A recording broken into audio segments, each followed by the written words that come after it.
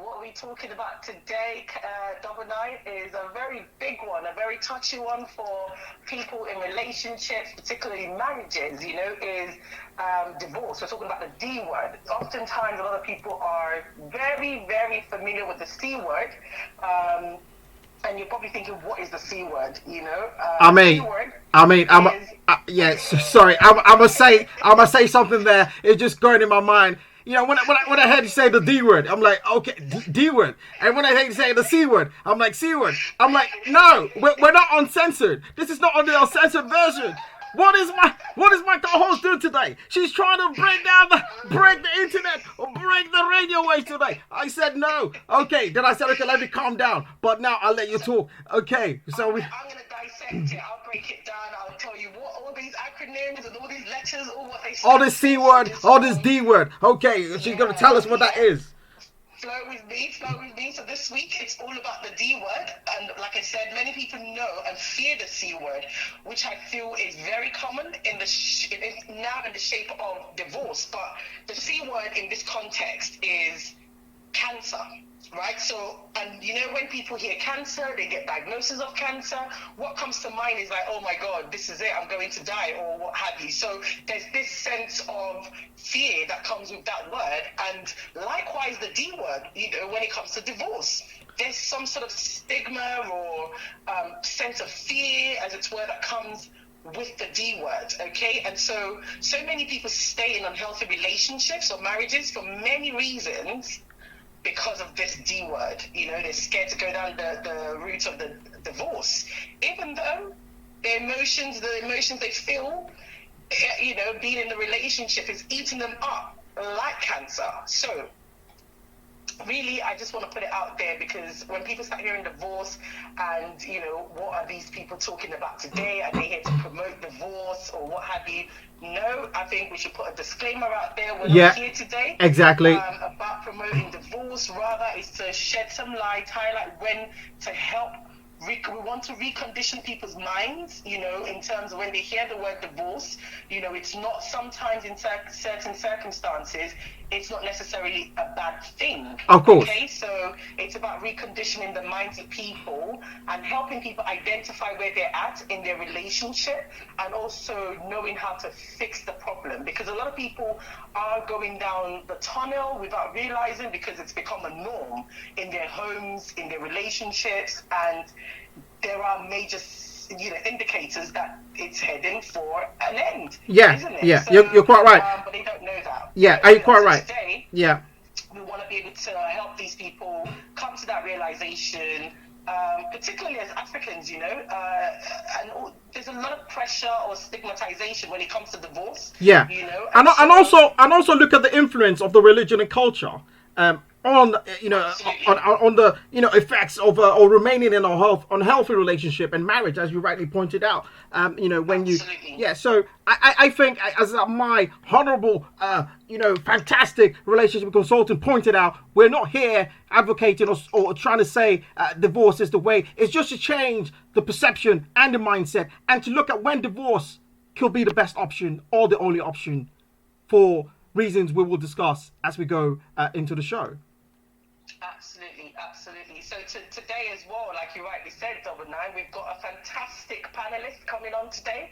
I don't know if we should mention her name now, but a lot of people, a lot of Africans, a lot of people who watch Nollywood may be able to affiliate themselves, or may be able to recognize that name when we actually allowed the name of who it is. And she's coming on, she's very passionate, you said, about this topic. She's got experiences that she's going to share.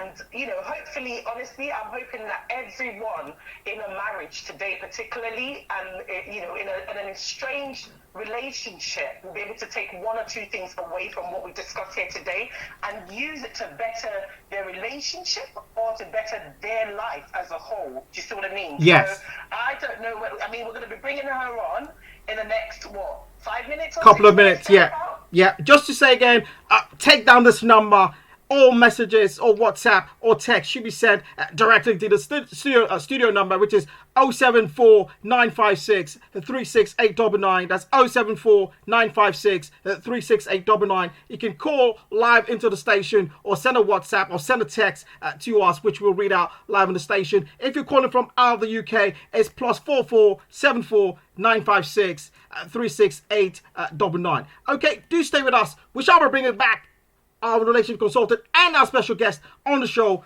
just after the break shortly. Double nine? Well, it's Double Nine Radio. It's your host, Double Nine. We have a special guest on the show now. And our relationship consultant. Tell us, who is it? Double nine, I'm super gassed up to announce this person. Oh, wow. Do you know what I mean? But yes. Before I do that, I think I need to also let all our listeners know that it is going to be an interactive session. It's definitely going to be engaging. So please, we need you to call in. You need to message, share your thoughts. Don't be shy. And again, to all my friends as well, don't be sending me no personal messages. Call in. Double Nine's gonna ring out the number again to you lot. So take down the number and call in or messaging.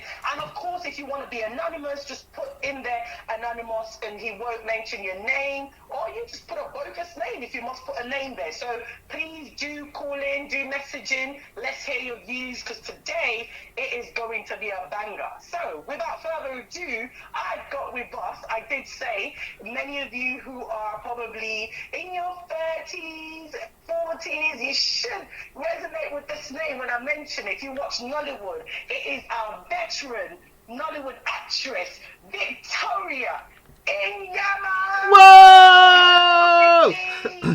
Welcome on board. How are you, Vicky? Is Vicky there? Oh my word. I think technical issues. Just bear with us shortly. Technical issues. After that fantastic introduction, but we shall get her back. We had a technical issue there. Just bear with us shortly. Sorry about that, ladies and gentlemen. It was a technical issue. As you know, technology can be funny sometimes, but we rectified the issue. We'll have our great guest back on. So, Philmate, please carry on.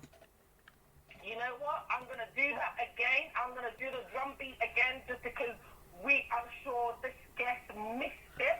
So I need to give her a rumbling welcome. The person that we're bringing on today in the person of Victoria Inyama. Yo!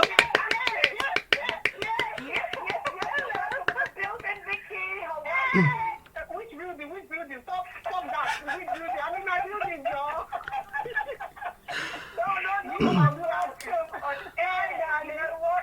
Today's going to be buzzing. It's going to be buzzing because you know what? I know you are so passionate about the topic we are going to be looking at today. Likewise, I am as well. So I'm hoping we can bounce off each other. I'm hoping we can help our listeners. All this. Like I said before you came on, this is not this show. The objective of today's session is not to promote divorce in any way, but rather to shed some light on when it is a positive thing to do, when it's a required thing, when it's a necessity to take those steps. Okay? So, you know what?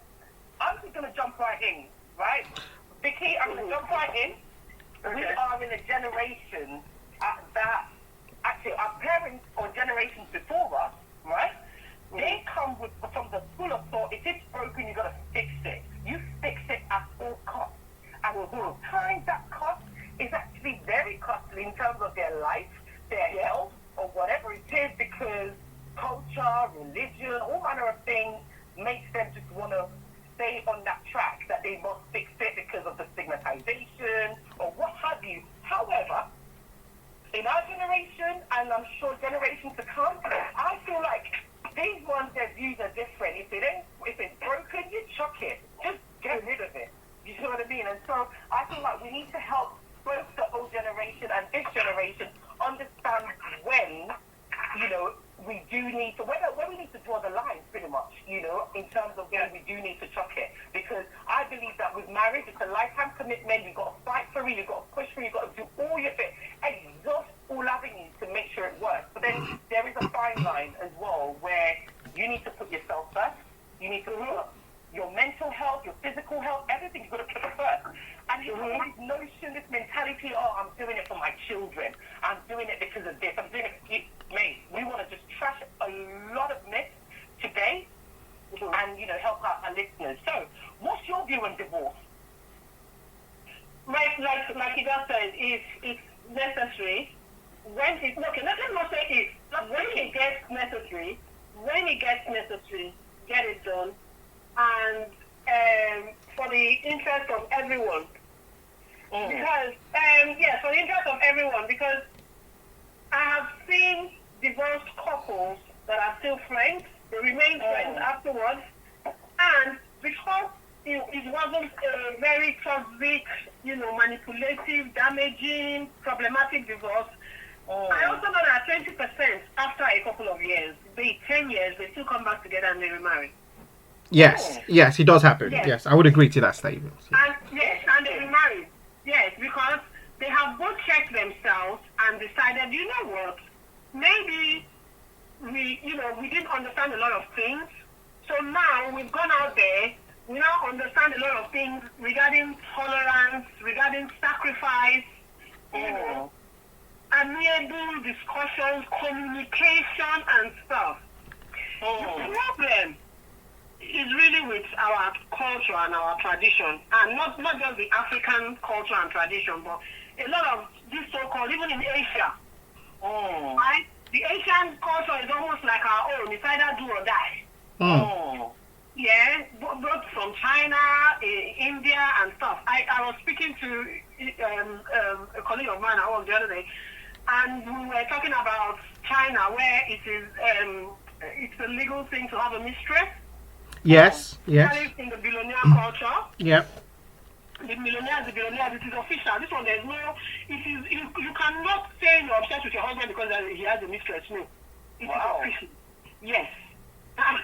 the mission. So things like that, all these cultural things, they were set up, and religion as well. They were set up to work against the woman, and anything that works against the woman, for me, is a no-no. And why did I arrive at that? Because based on my own personal experience and the experiences of a lot of things, is that when you go through something, you now meet other people that have gone through the same thing, and you thereby find out that a lot of these things are almost the same pattern. A lot of the beliefs and a lot of the reason you tolerated a lot of things is because of this cultural pattern that was instilled in us as children. Right? Because I grew up in a culture where you don't have a voice, where you get beaten up by your parents, and they tell you it is love, they're showing you love, you get talked down. I mean, in a typical African home in Nigeria, idiot is like good morning. You're stupid. You're mad. You want to kill me? Did I kill my father or my mother?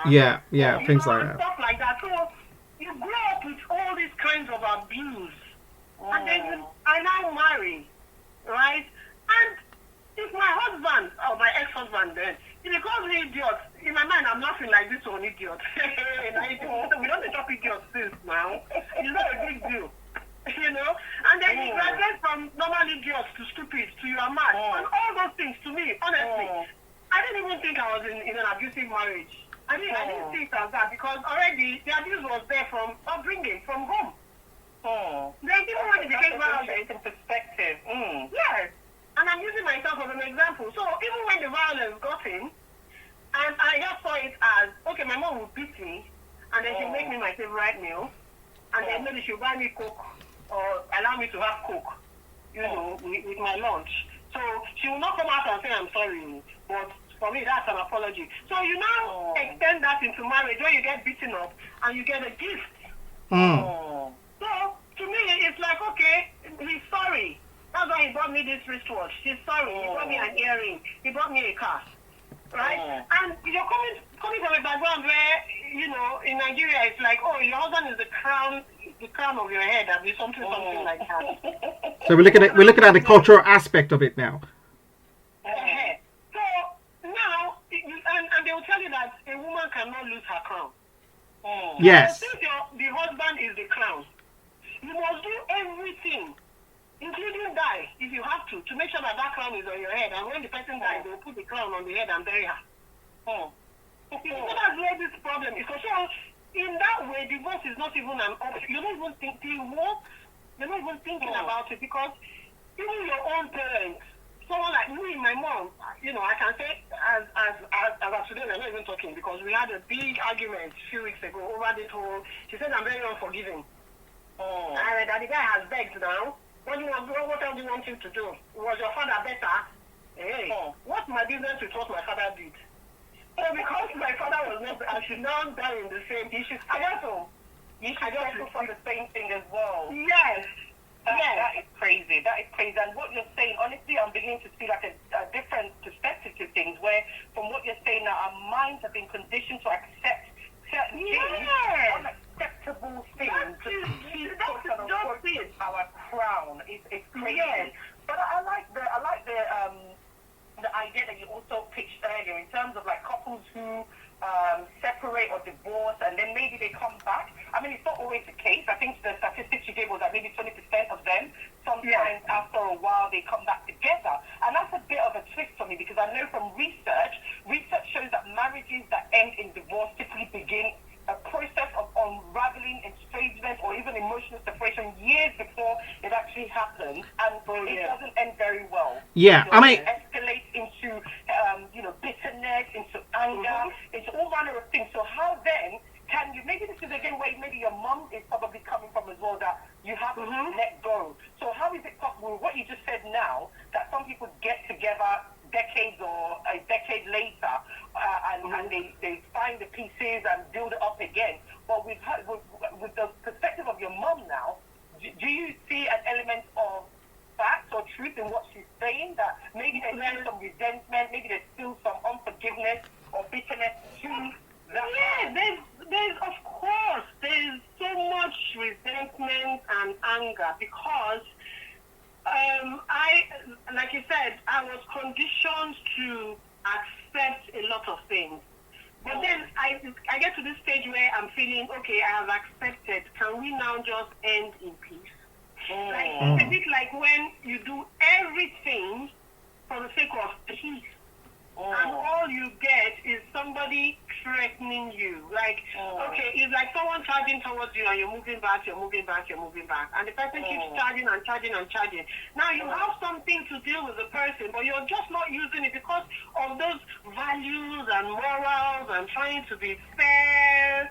Trying to understand your point and your position. Okay, you're the damaged person, I'm not, but you know what? I'm not going to fight dirty, because there's also one parable in my language that says, don't fight with a pig, because they're already dirty and messed up.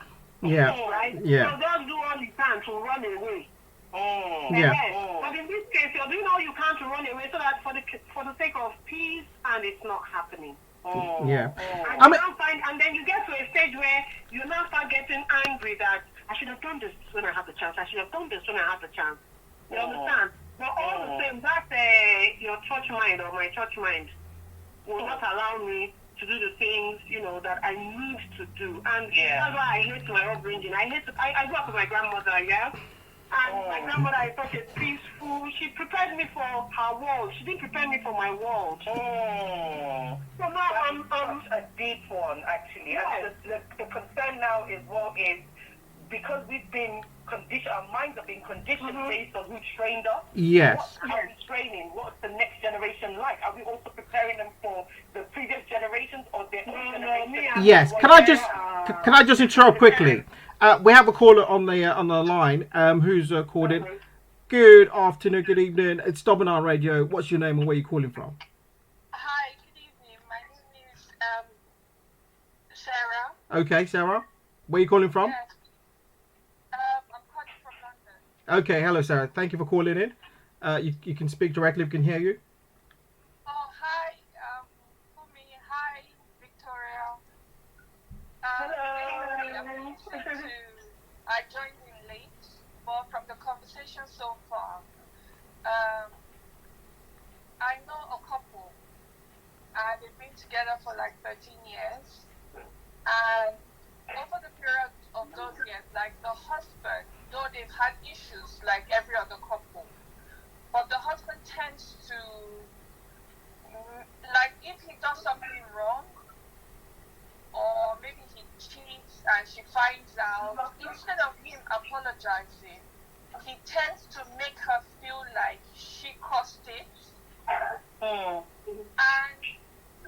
over the years, the issues they've had, family members have gotten involved, like she has spoken to family members to speak to him and everything, but still yet he still does the same thing, to the extent that for a number of years she felt really low. She was depressed. She had no self-esteem. She felt like she wasn't worth being loved. And after a while, she got over that. But I noticed that whenever she's doing well, or she starts to focus, like to get herself together, her life together, he looks for a way to bring her spirit down. Wow. And to me, it seems as if he wants her to do well, but he doesn't want her to be above him. Do you understand? And to the extent that even when she's more organized, he's not. She's more, when it comes to family, she's more the family type. He's more of a friend person. He likes to be with his friends and all that. So she has tried over the years to make him realize that you have a family, this is all that matters. Spend time with your family and all that, but still yet, he complains, he tells his friends, tells people that she wants him to live his life the way she wants it to be. But all she's trying to do is encourage him to be a better person, because trust me, looking at both of them, they are two different people. They want two different things. But he sees it as her trying to control him. And she has explained over and over again that that's not what she's trying to do. She just wants a better life for her family, her husband and her family. But he's not getting it. And at the same time, he doesn't want her to excel. And when you're having like discussions, you know how couples are, you're open, you're speaking, you're trying to like talk about stories, your past. Whenever she does that, like he speaks, she takes it, she's not offended. But the moment she speaks, he gets upset, he picks one thing out of it, and he hits on that thing and makes an issue out of it. I'll give an example. They both go out, a girl speaks to him, or maybe he's alone, a girl speaks to him, she sees the number on the phone, on his phone, and he's like, oh, she's a friend from way back before I met you, blah, blah, blah. And she's like, okay, introduce her to me, no problem, she's your friend, can she be my friend? He's like, no, you don't need to be around such people. Maybe a friend, an old school friend of hers, or a childhood friend, a guy calls her, and she's speaking right in front of him. He takes offense to it. Who is that guy? Why do you have a male friend? And she's like, this is someone that we grew up together, or we're classmates. And he's like, no, that's not right. That's not okay. My question is, why does he think it is right for her to accept all his explanations? And he doesn't feel it's okay for him to accept hers as well. To be honest, I think she's at that point whereby she's done. She wants a divorce. But she's also afraid of the unknown. She doesn't know how, because she has kids as well. She doesn't know what the future holds for her, because right now she's picking up her life back. She was at home for like 10, 11 years taking care of her kids. So now she's trying to pick up her life back and all that. And she doesn't know what the future holds for her and her children. But she wants a divorce, but she doesn't know if she's making the right decision. But at the same time, the marriage is just, I would say it's just to talk, their relationship is just something else. Wow. Thank you for that. That's an amazing Is call. that Sarah? Was that Sarah? Yes. Is that the name? Sarah, that's the Yeah, name. that Yeah. was so deep. And I feel like, thank you so much, Sarah, for calling in, because one of the reasons why we do this show, come up with topics like this, is to create a space for people to unbottle, you know, because it sounds like this is something Sarah and her friend, or whoever that person is, has been dealing with for a while, you know, and probably just forward isn't the way, backwards isn't the way, they're just there. So what do I do? I mean, there's so much stuff that Sarah has said, and Victoria, I know you know, during the course of what Sarah was saying, you were able to relate. You were saying, that was me. Okay, Sarah, thank you very much. Just keep listening in. I don't know. My she needs to be very, very strong. Because one of the reasons why I would say this categorically, that I had cancer, was because I was dealing with so much in my head. And cancer deals with hormones. And that is one thing my oncologist is begging me every day. Victoria is never 100% cured. Be careful, right? And in our case, it's never going to get better. Why? First of all, I need to ask, what was his background like? What was his background like? If his background was toxic, sorry, he feels entitled. He feels the wife must do what he says and live by his rules. And to be honest, for me, I did that for 12 years. But for every time I did that for the sake of peace, it became more and more conditions, right? My ex-husband does not want to see any career person being my friend. Because I remember a couple of times a social worker, I would tell him maybe from school runs, they want me to do social work. But hey, what? Social work? Those people, they're terrible people. They're terrible. I don't want you with Helen. I don't want you with Linda. I don't care. Wow. I have another friend that does business, traveling up and down. She's married. And what does she do? She travels, buys things. She must be sleeping with men there. Even male friends. I introduced him to Obi Anadonye. He's a director and you're sleeping with him. Look at matter, you're sleeping with him. Everybody, I'm thinking, I was sleeping with these people. I wouldn't introduce you to them. Absolutely. In terms of acting, I couldn't even get acting roles because whenever I got a role from any of these directors, he would call them, and I would be the one to tell him and give him their numbers, right? Just to show how sincere. He would call them and say, I don't want Victoria on this movie. And all of a sudden, the director would just decast me and just put someone else. I found out all these things later. We used to live in a school, in a place, there was a college next to me, Bexley College. It was just like 5 minutes from the house. And all I begged this man was, can I just go to college? Oh, you can't make it. You can't do it. You think schooling here is in Nigeria? You can't. That was what I had for years before I forgot college. So the guy is going to continue. He's not going to stop. How she's going to go, and this thing about divorce, you have to make up your mind, because even though I got separated in 2014, I was still trying to make it amiable so that he could see the kids. Because I grew up with a single parent, and you see this thing, yes, she made a mention of discussing your past with your husband.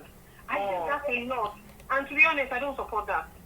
I don't support that because I will tell him everything about my father, my mother, my ex, my brother, everything. So he knew.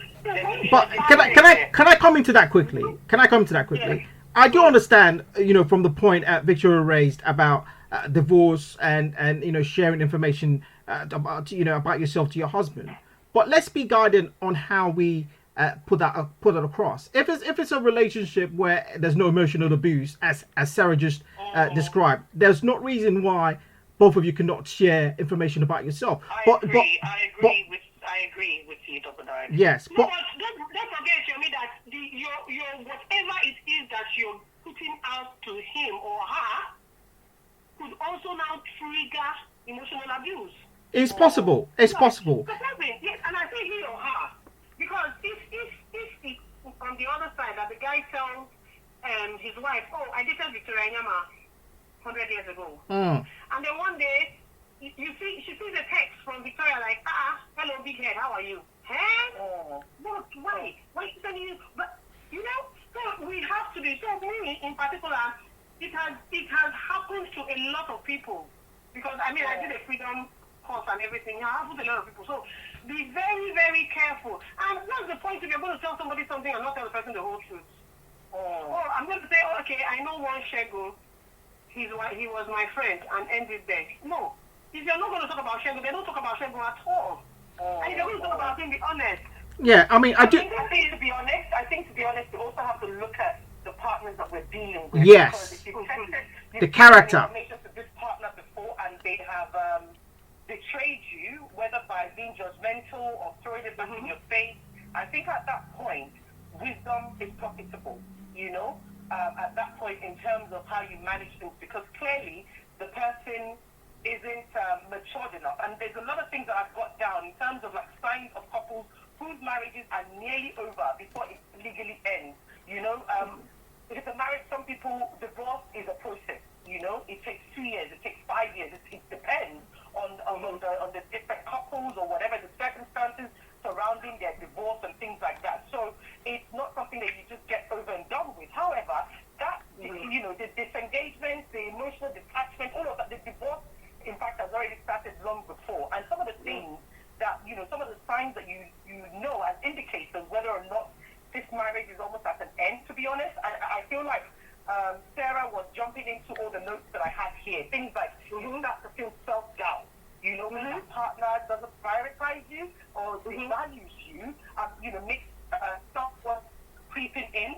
That's one thing. It's a big red flag in itself. Where you're always the one. There's this sense of blame that comes from that partner and everything. It's again, those are like red flags for you to start looking at. But she said something about how that lady doesn't care. I don't know whether it's her or she was talking about her friend or whatever it is, but that person in that relationship is at the point where she wants out. She doesn't, but of course she's scared about the future, what the future holds and things like that. So when you can begin to see your life without that person, that is also an indication in itself that you know what, you are on the verge. This marriage is as good as being over. You no longer care about fixing the problem. That's also another indicator. So there's so many issues or indicators for you to look at. And Sarah has mentioned at least 7 or 8 out of the 15 to nearly 20 points that I have. And so I think the question goes back to why she called in terms of what do I do? Yeah, she's scared. She's scared of the divorce. Is it the right decision? She described. Is it the right decision? Yeah, she described emotional abuse. She described, the guy not being particular about family unit, and he's always against her excelling in any form. And she spent 11 years of her life at home, kind of like taking care of the children, and has no perspective, kind of like income coming in. So she's at a point of being scared to divorce. She's like, okay, this is the right decision, and I think it resonates with a lot of people. So carry on. I feel like one of probably the primary reasons why she feels that way. There's so many factors. One would be that perhaps financial security. Yeah. She's been home for 10, 11 years and hasn't had a job, and she's just picking up her career, picking up her stuff. The fear of, oh my God, if things don't work out, this guy, it may be my security. I may not love him, he may not love me anymore, whatever it is, but there's that security, that sense of security. Actually, let me use the word sense. The sense of security is there. He will still provide a roof over my head. My children will not be homeless, at least my children can still see their dad and all that kind of a thing. But I like the fact that she said she's picking up the pieces. She's picking up what is left of her life. She's she's sacrificed 11 years and she's picking up herself. And good on you, Sarah, for doing that. Okay, because I feel like you would know when it's right. Victoria, I feel like, when we spoke, we just got it instantly and everything because we have so many things in common. And I like the fact that you're being transparent about the fact that you had cancer and your not just mental health is affected when you're in a healthy relationship, unhealthy marriage, but your physical health can be affected as well. I've had cancer as well. Unfortunately, I had cancer in 2017 and you were surprised as well. Thankfully, and I like the fact that the oncologist said it's not over. You never have it's never over Yes, look at these things to come back. Is your hormones playing up on you? And one of the things that messes up your hormones is your emotional state of mind. Your emotional state of mind plays a key role. So for Sarah, you need to think here and say your health, your children that you're trying to protect, which one is more important? You know, do you want to be alive? Do you want to be around for your children? Albeit, you know, they may have to grow up in a single mom, single parent home. But would I rather do that in good health, sound mind, and be there for my kids? Or do I still want to put up a facade? Do I still want to stay? So all of these things, I just want to make sure that it's important that you know that we can't tell you on the show, leave that man. You need to have that personal conviction so that even when the crap hits the fan, you can stand through it. You can weather through it knowing that you made the right decision. That place was a toxic relationship. That place wasn't going to bring the best out of you. Yes, you may be going through a rocky path at the moment, but you will get through it. You know, you will get through it. That's one thing as well that makes women stay there, how do I cope and everything like that. Another thing, like we said, is stigma. You know, you feel that sense of, oh, I'm a failure. Or your family, your friends, they see you as a failure. Again, it's all traditional, it's all cultural crap and all. It takes two to tango. So I don't think you need to blame yourself, Sarah. If it doesn't work out, it's on both parties. And people marry wrongly, actually, if I can say that. You marry wrongly. You know, and it may so happen that, you married, you know, when you were young, and you married the wrong partner. Because when you were young, your perception of a matured man or a responsible person is different. And you've evolved, you've grown in your marriage. But it appears that this man is still a child. He may be years older than you, but he's still, you know, way younger than you mentally. And so that's another thing, we grow apart because we mature. We evolve in our marriages. And that's one thing, and this is why communication is so key. And it appears Sarah has done a lot of that. She's tried to communicate to him one-on-one. She's tried to get family involved. But unfortunately, it appears that this man's state of mind, this man's perception of what marriage is totally different from what hers is. And people stay in one more reason because of their kids, you know? We're not talking about kids today. Next we're going to be talking about children, you know? But I want, again, you know, for Sarah or for anyone listening out there, because of my kids, okay? I mean, I want to be honest here. There's been times in my marriage where I felt like this is it. I think earlier on in my marriage, I think it might have been early marriage fever that I had, and I'm thinking, no, I'm not taking it. I don't want this. I'm leaving this marriage. I can't cope with this. All manner of things, you know, you know what I mean? And I felt that sense of I want to leave because of, in fact, I don't want to start listing all the reasons why, but I felt that sense of I want to leave, you know, but then again, I want to stay because of my kids. I don't want my kids to, I've already got a child from a different relationship, and now I've got 2 children, or I've got another child. People will start counting the different baby daddies that you have, the different husbands that you have, all sort of stupid reasons. Living my life for people. Do you see what I mean? So, Sarah, honestly, if it's also because of your kids, a healthy mom, and that's a physically healthy mom, and a mentally healthy mom can only raise healthy children. Yes, totally agree. Do damage to those children, even in that relationship with that man, they're not seeing what true relationship or true marriage is. So you are already messing up the formation of those children's mind of what marriage means. They grow up with the wrong expectation. They grow up with the wrong perception of what marriage is. So in any effect, you're damaging them. The good that you think you're doing is not good. It's actually worse. You know, but like I said, the focus next week is a lot on children. The impact of divorce, the impact of toxic relationships on children. We're going to focus a lot more on that next week. But for this week, if you don't want to be having no cancer, Sarah, you don't want to be having no sicknesses, no diseases, no nothing that you want to be nursing. Because guess what? You have this thing, this man will move on with his life. He probably already is moving on with his life whilst you're even still married to him. Let alone when you're gone. I know a man that went to his wife's funeral with a girlfriend. Blimey. Amazing. Yes, he went funeral with his girlfriend. While there, and then the family wanted to pay to funeral. I had to get involved. You know. Wow. So yes, and the wife had cancer. She was ill for a long time, and this relationship was on. And you know, the girl had. I just asked the girl. I said, "You're a friend because this is a group of friends." And I'm thinking, how do you sleep at night? Are you? And that's when I think that ghosts can't do anything. No. Since that day, I stopped seeing her afraid of ghosts. Ah, no. That's Nollywood. Any ghosts, are that powerful? They would have. That's Nollywood. On that note, They would have dealt with the girlfriend. yes. On that note, Exactly. we're gonna have a quick short break, and we'll be back. No. We'll be back shortly. On the other side. Stay locked in. Stay locked in. Okay. Stay locked in. Stay locked on. Yes. Okay? Yes. We hope that you can work things out with that man, and that man or your friend, whoever is in that situation, will be able to get a level ground, and that man can change. Like I said, we're not here to come and to say leave or divorce or whatever, but we're here to say you need to exhaust all avenues to make sure it works, and it's on both parties. It's not just on the woman's part to make it work, because again, there's always that cultural belief that, oh, the woman is the one that builds the home, the woman is the one that has to work at it. No, both parties need to work at it. So we hope that you are able to draw some strength, and all our listeners can draw strength, knowing that divorce is literally it's the end. It's not, oh, it's not working, I'm going to chuck it, I can't be asked to fix it. Okay, so we're back this time around. I think we want to look at the religious part of things. So I'm going to pass it over to Vicky, who has one or two things to say about that. Yeah, just before you pass to Vicky, I just want to say the number to call is 074 956 36899. That's 074 956 36899. You can send a text, call in, or send a WhatsApp. But if you want to call in, it'll be amazing. Thank you. So over to you, Victoria. Okay.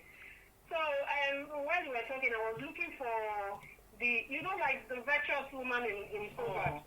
I am looking for the virtuous man in Proverbs, but I'm not seeing that. What I'm seeing in regarding man is many a man in Proverbs 20 verse 6, many a man proclaims his own loyalty, but who can find a trustworthy man? They are still asking questions in the Bible. Who can find a trustworthy man? This is not fair. Because they've told us what a virtuous woman needs to look like. And now, in Proverbs 20 verse 6, you are now asking me, but who can find a trustworthy man?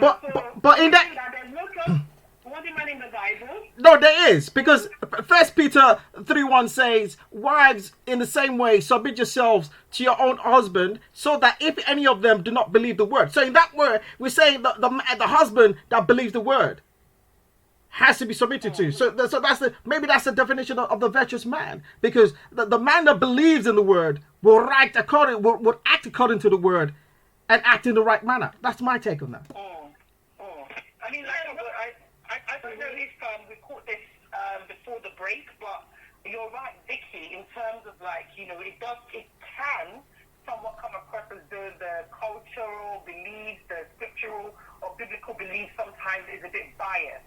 And it's unfair towards the women, because there's always this quotations on women as the one that build their home, the Proverbs 31 woman, and all of these things and all, but then I feel like there's a big part in terms of when these quotations or these citations are being mentioned, not seen or taken into consideration that for this virtuous woman, there is a virtuous man for her, or there is a virtuous man that is qualifying for this woman, not just any rubbish guy, not just any irresponsible guy is qualified to be with this virtuous woman. And so you're right, where are the scriptures that support all of these? I would, there's quite a few scriptures that I would like to send us to. It's a godly man, not just a man that does not fear God, not a man that does not know God, not a man that does not submit to God and wants a woman to submit to him, not a man that does not even know the meaning of submission, yet he demands submission. That's not the man that's deserving of this virtuous woman. It's a man who in himself understands the meaning of submission, and he submits to an authority in himself, so he appreciates the sacrifices that comes with submission. This is a man that's deserving of this Proverbs 31 woman. And so such a man is a man that's devoted to his wife, a one-woman man. And you find that in Titus 1:6. So a man that is not a womanizer. A womanizer is not deserving of that virtuous woman. Not a man that breaks her heart, not a man that treats her or devalues her. That's not the man that's deserving. So again, if anybody uses the Proverbs 31 woman quotation, you need to be asking them, what are the qualities of the man that you want me to, to exhibit all of these to? Okay, so as a man that's a faithful steward as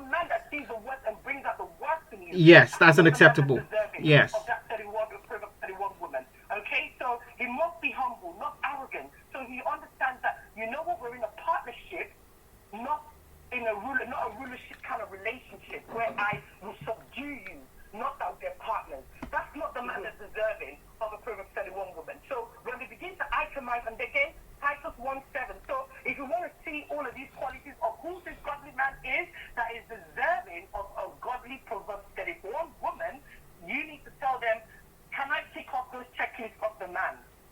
So whatever mediator, counselor, pastor, whatever it is, I want to sit you down. I want to start telling you, oh, you need to be a Proverbs 31 woman.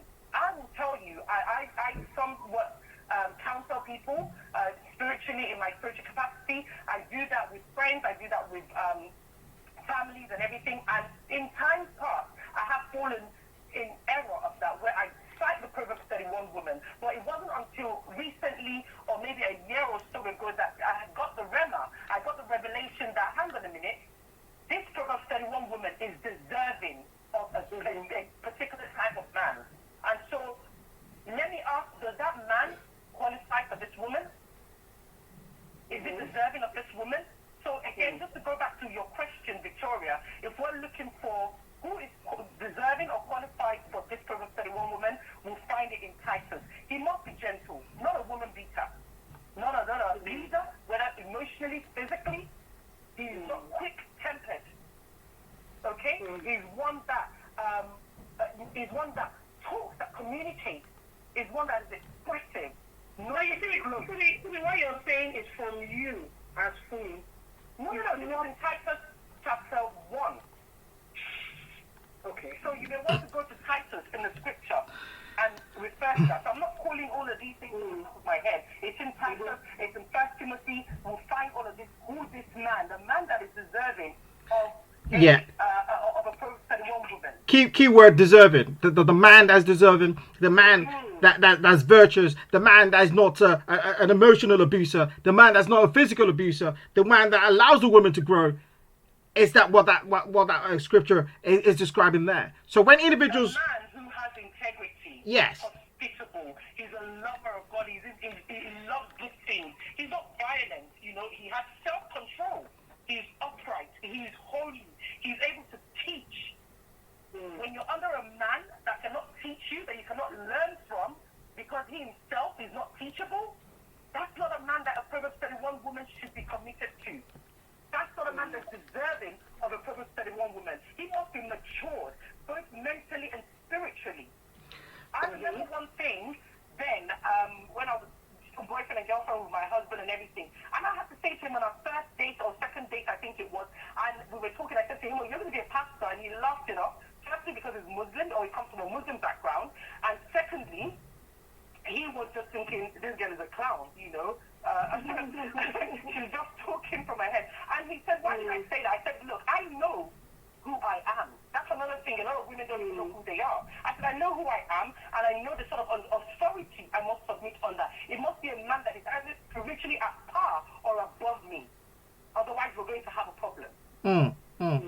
Okay, I mean, we're going to have a problem. A lot of women rush into marriage because all that glitter is gold to them. They like the lifestyle, they like all manner of things. They go into marriage for wrong reasons. Like I said, some go into it blindly, some go into it for what it would benefit them, some go into it because of status quo, some go into it for just wrong reasons that are not sustainable reasons. Okay, now let's go into reasons into reasons or certain situations where religion is put in the way of divorce. Religion justifies you staying in a relationship because it's something the church frowns against. What is your take on that? Let's go, Victoria. In your experience, what is your take on where religion is used as a sort of weapon to prevent an individual suffering in a relationship to break out of that relationship so that she can be free? What is your take on that? Religion does not allow you to break out of a relationship, a toxic relationship. The religion only allows you to break out if the husband or the wife commits adultery. In fact, if the wife commits adultery. Because if the husband commits adultery, it's not a big deal in the Bible. And because there's a verse. Have you got scriptures to back that up? Because I want to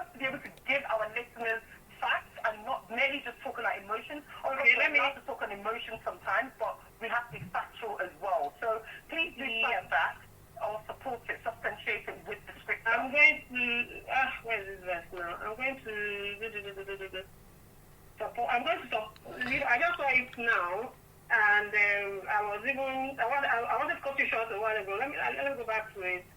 Where? Oh shit! Sorry. Oh, I'm sorry. Oh, this is radio. Oh. No, it's fine. It's fine. Disclaimer there.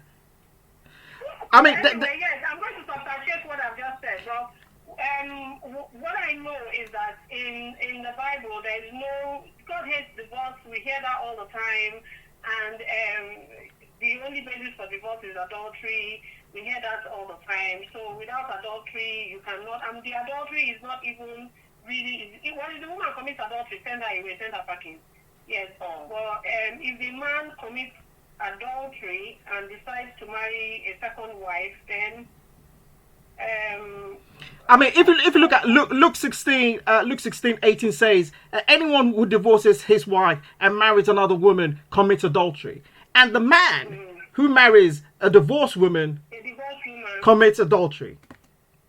I mean that's a different perspective. Again, it says another one. 1 Corinthians 7:39. A woman is bound to her husband as long as he leaves. But if her husband dies, she's free to marry anyone. And dead. So, Yeah. Yes, adultery and death. That's the only two ways biblically out of a marriage. Well, because the original concept of marriage is not for it to be broken. Okay, so the original heart of God is not for man to come together and lead themselves. But of course, this is not even a Bible study or what have you. And I'm hoping we won't necessarily turn it into that, but enlighten our listeners to some extent that the original heart of God is for man to lead and please become one forever with his partner. You're quite right.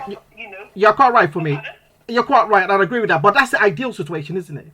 But experiences out there has made us see different situations where people in positions of a religious kind of say standing, kind of manipulate the word and use it against mostly the female or the wife or the partner in a relationship.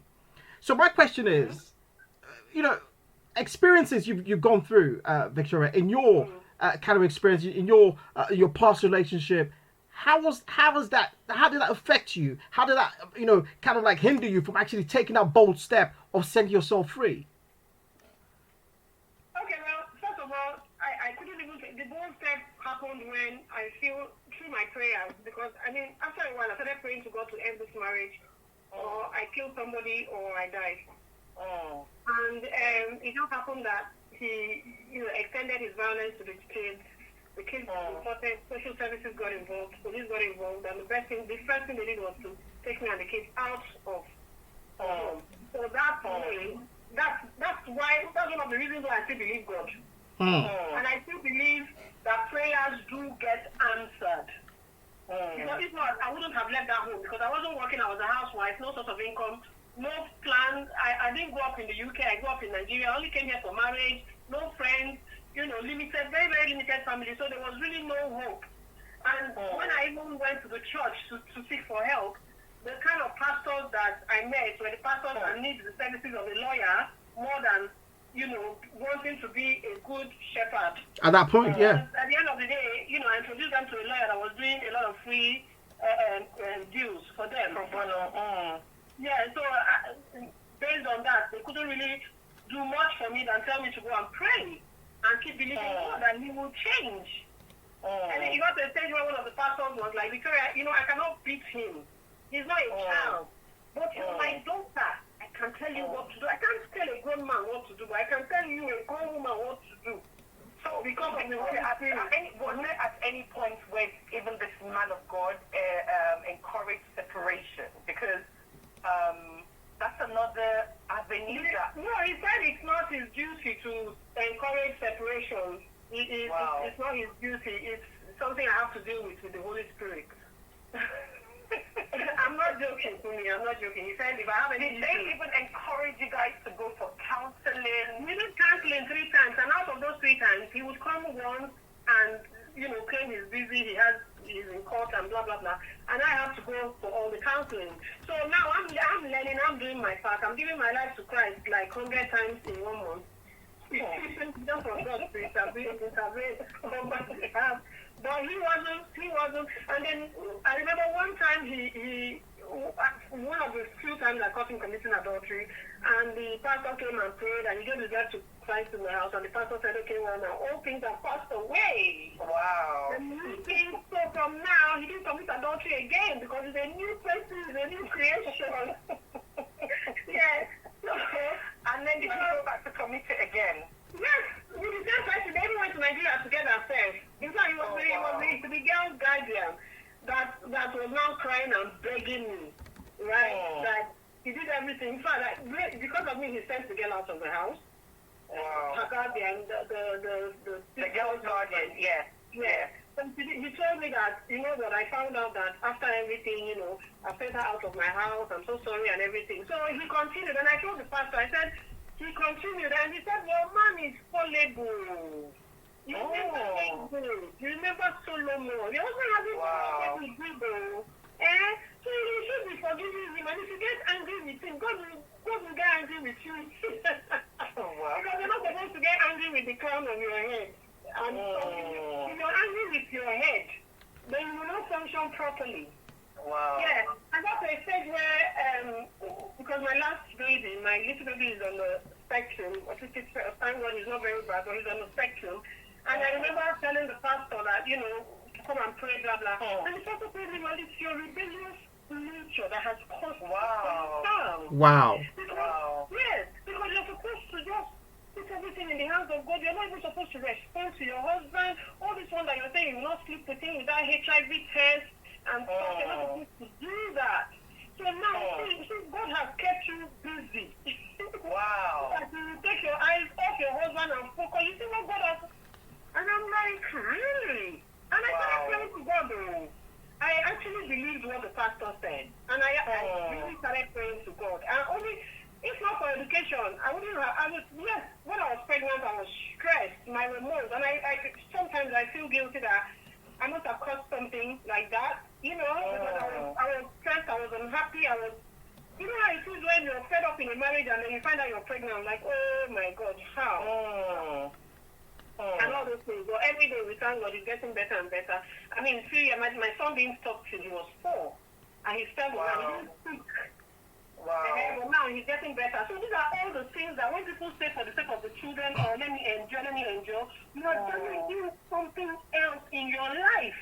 And you know what? All this, I don't know what the future holds. See, tomorrow is Monday.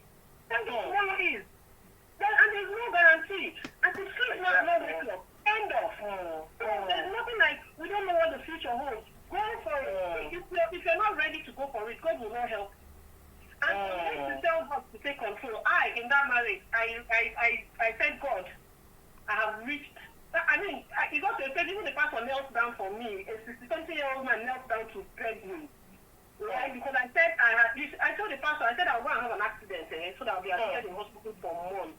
I'll go and have an accident, break my leg, so that I'll just stay in the hospital for months. And he knelt down to beg. I said, because I can't take this anymore. When somebody makes you feel guilty for everything, when somebody uses I'm an only child, right? I don't have a sibling.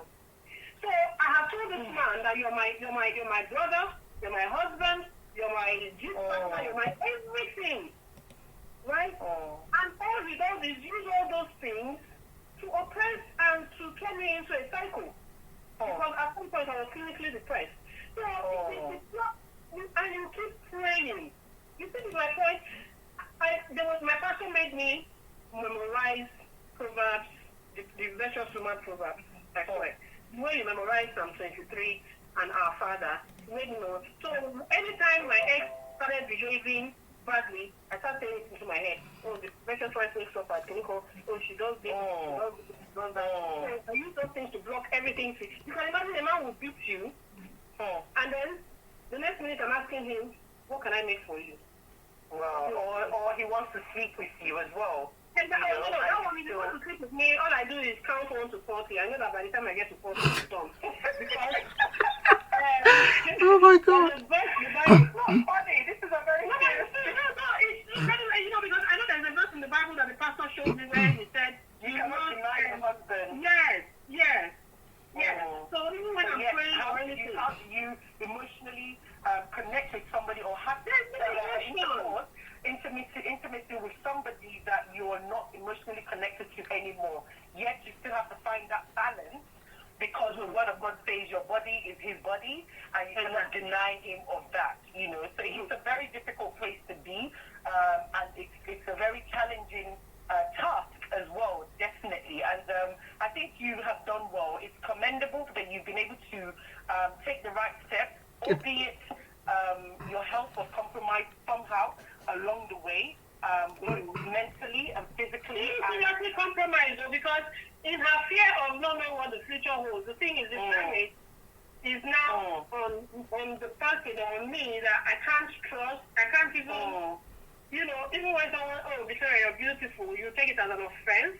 Because for years, you said you're ugly, and then even going to, I went back to uni to kind of like be sure that I can actually read and understand. Because when for years you keep hearing something like you're so dumb, you're so dumb, you're so dumb. Right? So you have to be very, very careful. And all those things that challenged me, that even when I like Freud was one thing in psychology I couldn't just reason with. But when I hear you're so dumb, you can't even understand Freud. Actually, hey, I can tell you his wife, his children, his everything for this. Oh my gosh. Because I just challenged myself. And the downside is, you know, it's as if I'm doing everything to prove to him, even though he's not here, that I'm not actually like that. Like, so, with Bible, there's no, like, this, what you said about death, I read that verse, and at that point, I started wishing to die. I started taking overdose of my sleeping pill or my painkillers, antidepressants. You know, I was on antidepressants, and instead of me to take 20 mg, I was doing 50, 60, 70, because I said, okay, God, if you're not going to tell me, let me put my die and go now. At least I know. Unfortunately, every time I would drink, I would wake up again. The hardship in Nigeria because actually I feel like because God has a purpose for your life, one of which is what you're doing right now, which is being a voice, setting people free. Women who need to hear this, you're being a voice, because it's not just women as well who are in abusive relationships. You're being a voice to men as well who are subjected to some of these difficulties. And honestly, like I said, it's super commendable that you've been able to overcome a lot of this, though you're still pushing through it. I think you need to hear it that you've done very well. Amazing. So She's done amazing things. You are very courageous. You are amazing. And indeed, you don't sound like a dumb woman to me. As a matter of fact, very intelligent one. Extremely intelligent. I want to commend you for your effort, for your courage, for, you know, just even confidence to come on here and be able to, because it's one thing to be able to relive what you've gone through and do it with a smile on your face. It means that that's progress in itself, that you can actually talk about what you've been through and help other people without breaking down. That's fantastic. Healing. That's amazing. Of healing, yes. You know, and you've done well. Honestly, I think because I'm not sure, Dr. Nine. We do have some questions. That have just come in. Okay, so we have a question from Jenny in Dartford. She says, my husband works away. We rarely spend time together. He could be away for 8 months of the year and spending weeks staggered over the rest of the months. I have addressed the issue, but not a concrete solution have been reached. What are your thoughts? Right. He works away. Yes. Right. Okay. So again, there's a bit of a technicality with that. So if he works away, but in the time that he spends that he's at home, do they spend time together? Does he no. You know. She's saying no. No, I think that's a no. It said that we rarely spend time together. That's the first statement. We rarely spend time together. He could be away for 8 months of the year and spending weeks staggered over the rest of the months. I think what she meant by that, when he's around, maybe he's around for like 2 weeks, maybe around for a week, over the rest of the, out of 8 months. I think that's what that is saying there. Maybe it's because she has addressed the issue, but no concrete solution has been reached. What I think maybe she's trying to think whether she'll walk away or, I don't know. I mean, this is another flag. I have about 15 or 20 flags that I've put down that I feel, again, these are supported by, they're not my flags, these are from when it comes to counseling and things like that. So, one is stonewalling is one of the things that I learned from the research. Stonewalling is, and what that means, stonewalling occurs when one partner withdraws from discussions or interactions in a marriage and emotionally shuts down. So that's a flag in itself. And when, rather than confronting the marital issue with their spouse, they tune off, they turn away from it, or disengage, or find distracting behaviors that they're no longer interested. These are signs, and if that wasn't there before, I think that should be a sign for the listener who asked that question. Another thing is where there's no effort to share common interests. So when he's around and he doesn't make any effort, differences in personalities that would lead to, doing separate things. Maybe they're in the same house, one is in one lounge and the other one is in the bedroom, or they don't, one or the both does not make any effort. I think it's Elaine Savage who said, that's also a flag. It's a major flag. So these are things that this listener needs to reevaluate her relationship, and she would know where to act in her relationship. Again, like I said, we're not here. At no point will I sit here to say you need to leave that marriage. That man doesn't love you anymore. You need to know none of that. You need to come to that conclusion yourself. But would I raise flags that you need to look out for that helps you to look inward and be real with yourself? So half of the time we're fake with ourselves. We lie to ourselves. Even though the partner is lying to us, the worst thing we also do to ourselves is lie to ourselves that, oh no, I think it's my fault. Oh no, I think it's because of this. Oh no.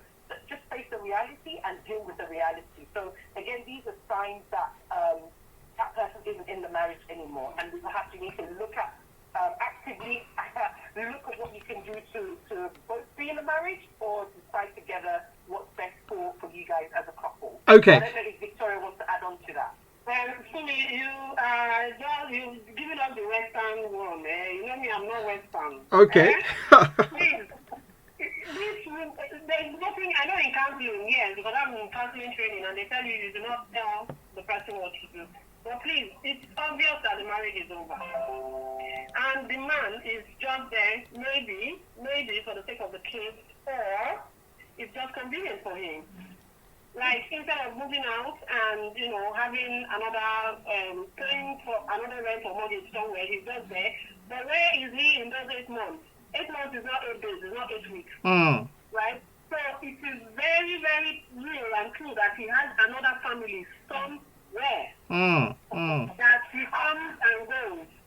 Yeah, I hear that, Victoria, actually, but I feel like we also need to leave room for salvaging relationships that look like it can never work, that looks like nobody's asking how to leave. Nobody's asking how to leave. Right? But she needs to start preparing herself mentally. So that when eventually the guy proposes a divorce, she should not go and have depression. Because over time, he has given her signs, red flags, like you're saying, and clues. Okay, so that verse I was looking for in the Bible is actually in Exodus 21, verse 10 to 11.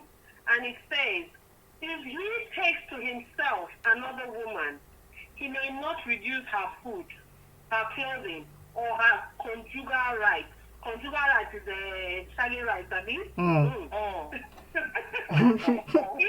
If he will not do these 3 things for her, then she shall go out for nothing without payment of money.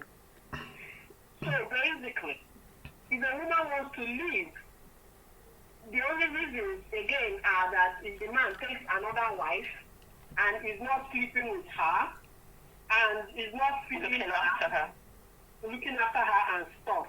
But this Exodus, I just typed in Google reasons for divorce in the Bible and it came out. No pastor has ever shown me this one.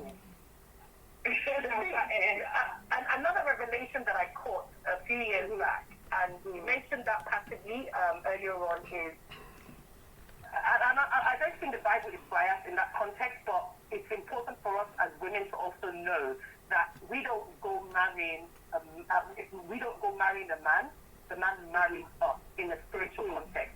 And that's the reason why he needs to divorce us. And that's why most times you see, when you marry a man, you take on his name. You drop your name to become his quote-unquote, I don't want to say property, but his responsibility that he needs You to become nurture. one, isn't it? You become one. And when you're one, you become the same name now. Yes, but then being the same name, does that mean you're being Enyama Williams? Because you're not that Enyama is still you drop the Enyama to become the Williams. This is just hypothetical. You drop Fantastic. That is in the physical, right? So it's important as well. I think women need to understand it, particularly unmarried women or divorced women who may be interested in getting remarried again, to understand the spiritual context to it is that we are being married. And so, again, the Bible, if you're going to get divorced, you don't divorce in spiritual terms, he divorces you. He has to divorce you as opposed to you divorce. Of course, in the worldly terms and everything, you can decide to want to divorce. But again, there are terms to divorcing somebody, infidelity. However, there's also a clause in the scripture, which I'm going to try and bring up again. It talks about forgiveness. While you're doing that, I'm going to read another question. Another question from David. While you're trying to get that verse, I'm going to read a question from from David in Brighton. Okay. So a male question, which is quite good, very rare. So we have my partner's family are so much involved in our marriage. It does put a strain on the marriage. It got to a point I really wanted to walk out, but thought about my kids. I have addressed the situation, but it's fallen on deaf ears. What are your thoughts? Sorry, I didn't get to read that again. Okay, so he says my partner's family are so much involved. So his wife's family, I presume, are very involved in the marriage, and it's putting a strain on the marriage. And he has wanted to walk out at some point, but he changed his mind because of his children. So his addressed the situation with his partner, but it's falling on deaf ears. What can he do? Or what's your advice? What's your take on that? My question is, why are the Orthodox people really involved in the marriage? Are they involved to protect her, or are they involved because they are so jobless and they don't have anything to do? Yeah. So that's two ways, you understand? Because I wish I even had people to get involved in mine, to be honest. Right. So why is this? So the question is really like, are they being protective? What is he doing? Is this reason? Because I want to add a bit of, psychology and a bit of common sense. When a woman is happy in a place, everybody is happy for her. If she comes from a loving family, they are happy for her. But when there are things not right, and she mentions it to one or two people, and they illuminate on it and they build up on it and stuff, then what is it that she is reporting? What is it that she is saying? Why are they getting involved? They don't want her to be in a happy marriage or a happy relationship? I doubt that, especially if it's here in the UK, although I do know that some parents, some family members are very toxic. But again, I know that a lot of the children that were born or bred here, right? I know that they don't really involve their families in their business unless it is really, really necessary.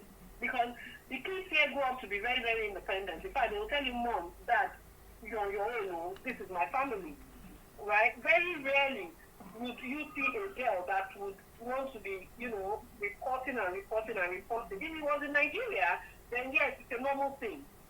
But here, my first question would be, what are the things she is reporting? What's your behavior that she's talking about? Because it's easy to find a woman from talking to a nag. But you're forgetting that before she became a nag, she used to talk about something often, and you're not listening. And then she now starts to sing it. And then she becomes a nag. So it's not about getting involved. I will not say, her family should not get involved because we don't really know the clear story. And that's my own one. I mean, that's one way you could possibly look at it. Another way could also be that you have some families that just cannot help but be involved in their children's life, whether it's begged for or not begged for. Yeah. They are just, you have parents, for instance, where their marriage is quite miserable to start off with. Yeah. And the kids have left home. The nesting period, their home is empty. So the next thing they want to do is to pick up on their children's relationships or marriages, all in the name of caring for them. So that they have not asked for it. Valid so point. I think the question here is, well, should name? David. David. How is David firstly communicating or expressing this to her? That's one, because our method of delivery sometimes, our approach sometimes can block the receiver or the recipient to understand the message of the sender. So I think one thing would be for maybe David to look at the approach. How is it? Is he saying your mom is just, or your dad or whatever, they need to mind their business? They need to, or is he saying things like, you know what, I think we can resolve certain things ourselves. I think that there's a damage in terms of the more our parents get involved, and maybe make it a we thing, not say your mom. The more our mom or our parents, so it's a together kind of a thing, not pointing fingers, or it is not communicating, there's still a wall there. Are they getting independent, neutral parties to help them to break down the wall of the barrier of communication? Maybe has he actually gotten to speak to a counselor to say, look, babe, I think we need to get to a counselor because you're not getting what I'm trying to say or how I'm saying it. I think we need help.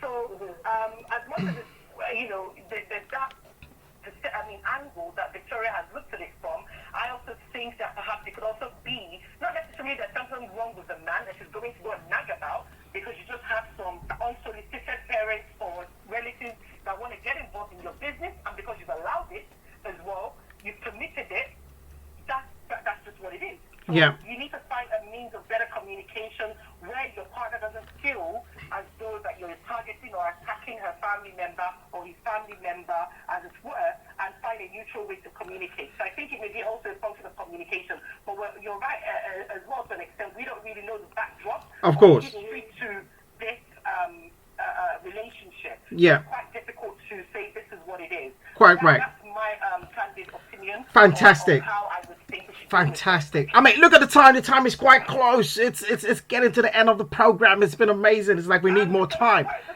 Okay. Okay. In terms of again, you would know when your 70 times 7 has elapsed, where you just can't do it anymore, where you have gotten to the place where you're told God, I can't do this anymore. I mean, hopefully it won't be as dangerous as as pushed to the wall as Victoria was, where she wanted to take her life, where she was overdosing, where you become ill even in the process because of this scripture. Because the scripture talks about Matthew 18:21. It says that Peter came to Jesus and asked, Lord, how many times shall I forgive my brother or sister who sins against me? Up to 7 times? He asked. And then he says, Jesus responded and said, I tell you, not 7 times, but 77 times in a day. And so you can imagine what the scripture, what Jesus is telling us here is the same way we would go to him with our imperfections and with our errors all the time. Of course, we're not Jesus, we're trying to be like him, meaning that we all have thresholds, but it's telling us that really and truly our threshold for forgiveness should be very high. Our tolerance level should be very high, but of course, we have to apply common sense when it comes to marriage, where your mental health, your physical health equally is not at stake. You're very right. Here's what I think is important, who we submit to in terms of spiritual leadership, because I'm really disheartened, because I feel like a lot of things might have been different for Victoria if she was under the right umbrella, spiritual umbrella. Things may have been different. It's a big shame that we have some men of God who would still give such a counsel, knowing that with the astronomical rise of domestic violence and women losing their lives or men losing their lives, and we're still preaching stuff that is not realistic. There is always room for forgiveness. I believe there's always room for making things work, definitely. And so I would strongly recommend separation. I don't understand why that pastor could not recommend separation. Sometimes it does more harm than good in some cases, especially when the party or one party or both parties are not interested anymore. Yeah. It's a mutual way to move on with their lives. However, it may be a window for us to say, you know what, I value you, I know your value now, you know my value now, let's make things work and see how we can rebuild again. But whoever we submit to is super important. Quite rightly so. Quite rightly so. Quite rightly so. Yes, quite rightly so. I mean, it's been an amazing show. It's been great. It's been fantastic. It's been packed with loads of information. But I say, The topic today was, is divorce a bad thing? There are questions you need to ask yourself. Is this the right thing before you do it? Have you made clear your concerns about the relationship? Is there a way to save the marriage? What would it be? Would you really be happier without your partner? Do you still love him or her? What is your biggest fear in ending that relationship? Are you letting the prospect of divorce ruin your self-image? How can a divorce be handled to minimize the harm on the children? Which is something we'll talk about next week. Are you prepared for the financial distress divorce may bring? Are you ready to handle that day-to-day details of living without the spouse you've been with all this while? I mean, there's loads of questions you could ask yourself if you're making the right decision. But the one true thing that you should always focus on is your self-love and self-care. Is that affecting your self-development? Is it affecting your mental health? And if it's a domestic violent type of relationship or violent type of relationship, there's no second guessing on that one. You need to live that relationship as soon as possible, or get the right help and reach out for the right people. Again, it's your host, Double Nine, on Candid Expression Sunday with Fumi and Victoria Inyama on the show today. It's been amazing. Any last words for my host, Fumi, co-host Fumi? Sure.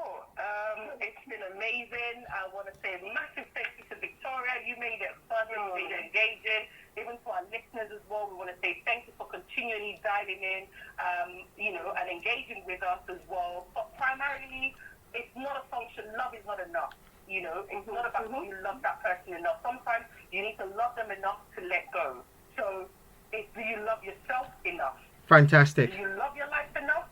And if you've got kids, do you love your kids enough? No. So these are the things that you need to take away when you definitely want to consider a divorce. Thank you for that. Any last words from Victoria Inyama? For me, we've mentioned everything, but we've not mentioned there's one part, this one it is where, everyone has got their separate ways, but the man still says, I'm not going to give you a divorce because it's against my principles. Fantastic. Yes, we will come back. As we said, this is a 2-part or 3-part series, but we are going to make sure we get all that information back in. I know, Victoria, you're back with us next week again to come and talk about that topic you just raised as well. But because of time, we have to end the show today. But our listeners, do catch us again. As you heard, it's going to be a buzzing hot topic again next week to get more information, get more experience, get that knowledge that you need. Back again on Candid Expression Sunday with your co-host, Fumi, and also our special guest panelist, Victoria Yama, will be back again next week. As again, it's always a pleasure. It's been your host, Double Nine, on Candid Expression Sundays.